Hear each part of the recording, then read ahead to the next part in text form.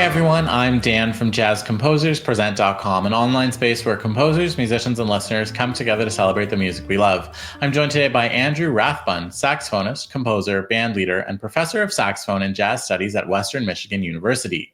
Andrew is here to show us how to use a different instrument to inspire your compositions. Thanks so much, Dan. I really appreciate you having me here today. I wanted to talk briefly about getting inspiration via writing for a new instrument or mixing up the makeup of your band with some examples from my latest recording, which is called Lost in the Shadows. Usually I use piano in my groups to provide the harmonic foundation. I really enjoy thicker sounding chords, but for my recent recording, I thought I would turn towards the guitar as the main harmonic instrument. I've had guitar in my bands before many times, but in more of a melodic solo-ish role rather than being the sole comping instrument. I really wanted to explore this more on my new record, and I couldn't have a better player to write for than the great guitarist Nate Radley. So the first piece of advice I would give for you if you're considering going down this path is familiarize yourself or refamiliarize yourself with the instrument you're writing for. Obviously, the guitar has a lot more limitations than the piano, can't play as many notes.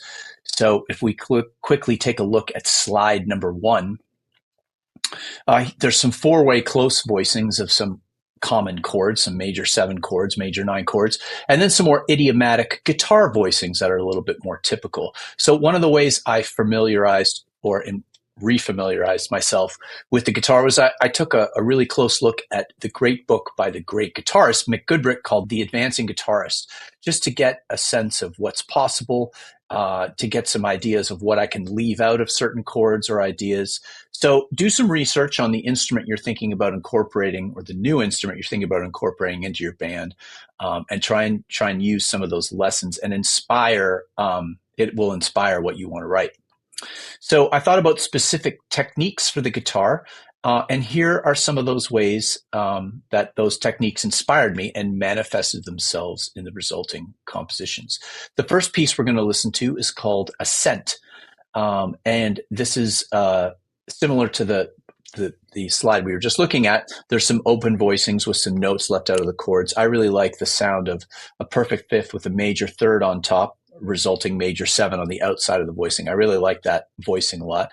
And then on the bridge, listen for some 3-note chordal sounds that I used in the guitar. So let's check out Ascent.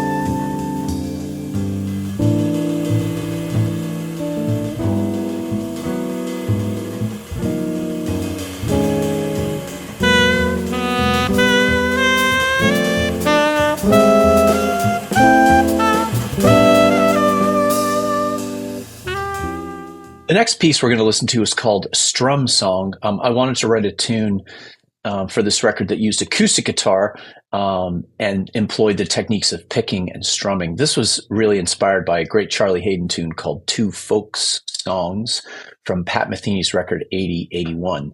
So in this particular example, the A sections are mostly picked, and then I had Nate strum on the bridge. I just love the sound of a strummed guitar. So let's check out Strum Song.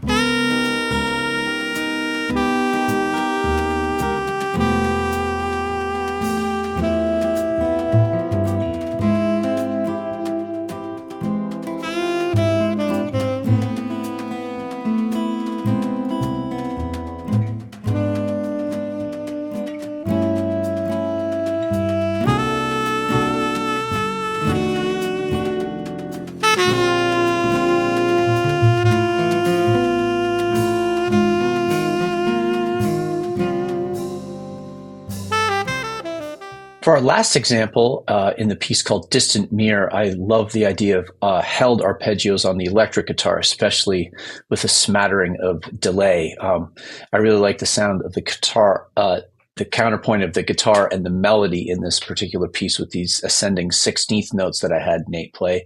And then on the bridge, I continued with that picked outline, but I gave Nate a little bit more freedom to make up his own part. So let's check out Distant Mirror.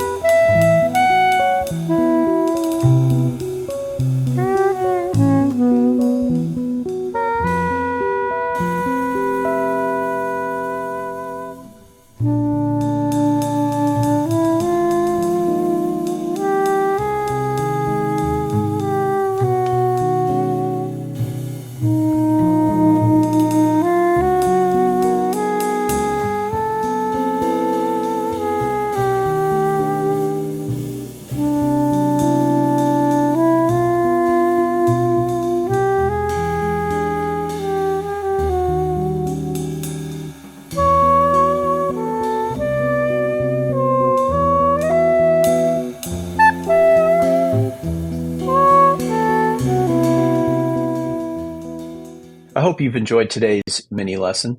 Try highlighting an instrument that you have not focused on for your group for some new creative inspiration.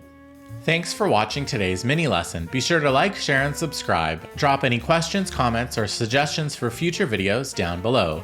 To watch our full-length events and participate in live Q&As with our presenting artists, head to jazzcomposerspresent.com. Thanks, and we'll see you next time.